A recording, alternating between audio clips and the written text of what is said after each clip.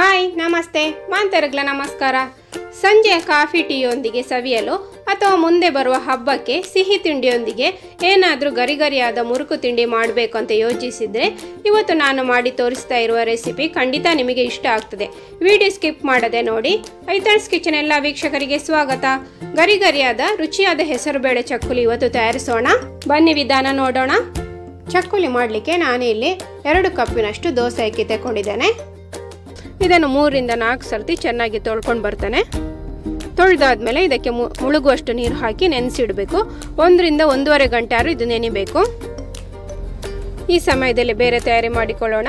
ನಾನಿಲ್ಲಿ 1 ಕಪ್ಪಿನಷ್ಟು ಹೆಸರುಬೇಳೆ ತಗೊಂಡಿದ್ದೇನೆ. ಅಕ್ಕಿ ಅರ್ಧದಷ್ಟು ಹೆಸರುಬೇಳೆ ತಗೊಳ್ಬೇಕು.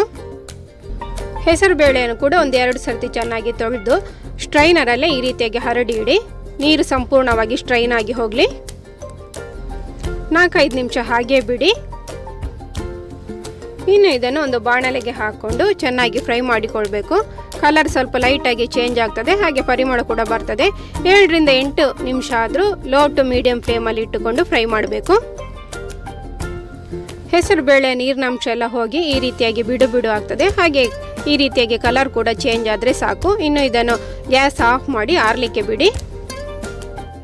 ಕಂಪ್ಲೀಟಾಗಿ ಆರಿದ ಹೆಸರು ಬೇಳೆಯನ್ನು ಮಿಕ್ಸಿ ಜಾರಿಗೆ ಹಾಕ್ಕೊಂಡು ಫೈನಾಗಿ ಪೌಡರ್ ಮಾಡಿ ತರಬೇಕು. ನೋಡಿ, ಈ ರೀತಿಯಾಗಿ ನೈಸಾಗಿ ಪೌಡರ್ ಆಗಬೇಕು. ಇನ್ನು ಇದನ್ನೊಂದು ಮಿಕ್ಸಿಂಗ್ ಬೌಲಿಗೆ ಗಾಳಿಸಿಕೊಳ್ಳೋಣ. ಗಾಳಿಸುವಾಗ ಕೊನೆಯಲ್ಲಿ ತರಿತರಿಯಾಗಿ ಪೌಡರ್ ಉಳ್ಕೊಂಡ್ರೆ ಅದನ್ನು ಚಕ್ಕುಲಿ ಮಾಡಲಿಕ್ಕೆ ಉಪಯೋಗಿಸೋದು ಬೇಡ. ಅದನ್ನು ಸಪ್ರೇಟಾಗಿ ತೆಗೆದಿಟ್ಟುಕೊಳ್ಳಿ. 1.5 ಗಂಟೆ ನಂತರ ಅಕ್ಕಿ ಕೂಡ ನೆಂದಿದೆ. ಇದನ್ನು ಕೂಡ ಗ್ರೈಂಡ್ ಮಾಡಿಕೊಳ್ಬೇಕು. ಮಿಕ್ಸಿ ಜಾರಿಗೆ ಹಾಕ್ಕೊಂಡು ಅರ್ಧದಿಂದ 3/4 ಗ್ಲಾಸ್ನಷ್ಟು ನೀರು ಹಾಕ್ಕೊಂಡು ಇದನ್ನು ನೈಸಾಗಿ ಪೇಸ್ಟ್ ಮಾಡಿ ತರ್ತಾನೆ. ನೋಡಿ, ಈ ರೀತಿಯಾಗಿ ಸ್ವಲ್ಪವೂ ತರಿ ಇಲ್ಲದಾಗಿ ನೈಸಾಗಿ ರುಬ್ಬಿ ತರಬೇಕು. ರುಬ್ಬಿದ ಈ ಅಕ್ಕಿ ಮಿಶ್ರಣವನ್ನು ಹೆಸರುಬೇಳೆಯ ಪುಡಿಯೊಟ್ಟಿಗೆ ಮಿಕ್ಸ್ ಮಾಡಿಕೊಳ್ಳುವ. ಹಾಗೆ 1 ಲಿಂಬೆ ಗಾತ್ರದ ಬೆಣ್ಣೆ ಕೂಡ ಸೇರಿಸಿಕೊಳ್ಳಿ. ರುಚಿಗೆ ತಕ್ಕಷ್ಟು ಉಪ್ಪು ಹಾಕೊಳ್ಳೋಣ. ಈಗ ಬೆಣ್ಣೆ ಮತ್ತು ಉಪ್ಪು ಹಿಟ್ಟಿನ ಎಲ್ಲ ಕಡೆ ಮಿಕ್ಸ್ ಆಗುವ ರೀತಿಯಲ್ಲಿ ಚೆನ್ನಾಗಿ ಕಲಸಿಕೊಳ್ಳುವ. ಒಮ್ಮೆ ಚೆನ್ನಾಗಿ ಮಿಕ್ಸ್ ಆದಮೇಲೆ ಇದಕ್ಕೆ ಸ್ವಲ್ಪವೇ ನೀರು ಹಾಕ್ಕೊಂಡು ಕಲಸಿಕೊಳ್ಬೇಕು. ಕಲಸುವಾಗ ನನಗೆ ಸ್ವಲ್ಪ ಬೆಣ್ಣೆ ಕಮ್ಮಿ ಅಂತ ಅನಿಸ್ತು. ಅದಕ್ಕೆ ಪುನಃ ಸ್ವಲ್ಪ ಬೆಣ್ಣೆ ಹಾಕ್ಕೊಂಡು ಕಲಿಸ್ತಾ ಇದ್ದೇನೆ.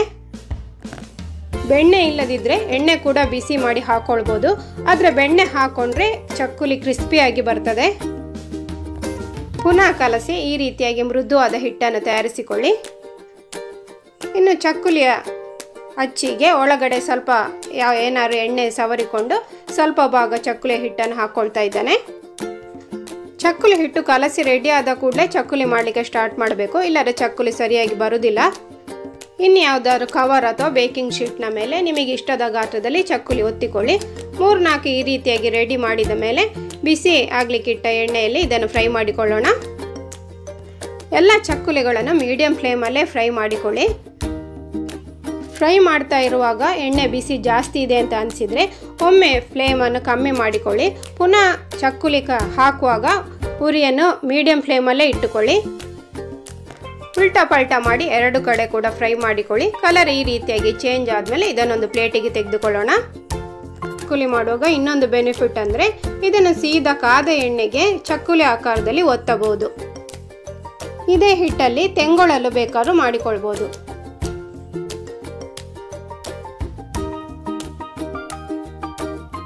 ಈಗ ಎಲ್ಲ ಚಕ್ಕುಲಿ ಫ್ರೈ ಮಾಡಿ ರೆಡಿ ಆಯಿತು.